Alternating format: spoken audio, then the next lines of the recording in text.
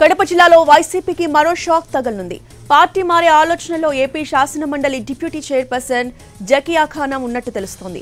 ఇటీవల మంత్రి ఎన్ఎండి ఫరూక్ ను కలిసి సన్మానించారు. దీంతో ఆమె వైసీపీని వీడి టీడీపీలో చేరుతున్నారంటూ ప్రచారం జోరుగా జరుగుతోంది. గత కొంతకాలంగా వైసీపీలో ఆమె అసంతృప్తిగా ఉన్నట్టు తెలుస్తోంది. ఆమె వైసీపీ ప్రభుత్వం హయాంలో మైనార్టీ కోటాలో ఎమ్మెల్సీగా స్థానం దక్కించుకున్నారు.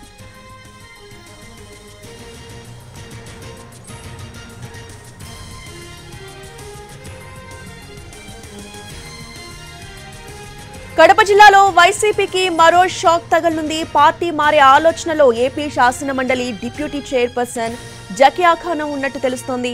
ఇటీవల మంత్రి ఎన్ఎండి ఫరూక్ ను కలిసి సన్మానించారు. దీంతో ఆమె వైసీపీని వీడి టీడీపీలో చేరుతున్నారంటూ ప్రచారం జోరుగా జరుగుతోంది. గత కొంతకాలంగా వైసీపీలో ఆమె అసంతృప్తిగా ఉన్నట్టు తెలుస్తోంది. ఆమె వైసీపీ ప్రభుత్వం హయాంలో మైనార్టీ కోటాలో ఎమ్మెల్సీగా స్థానం దక్కించుకున్నారు.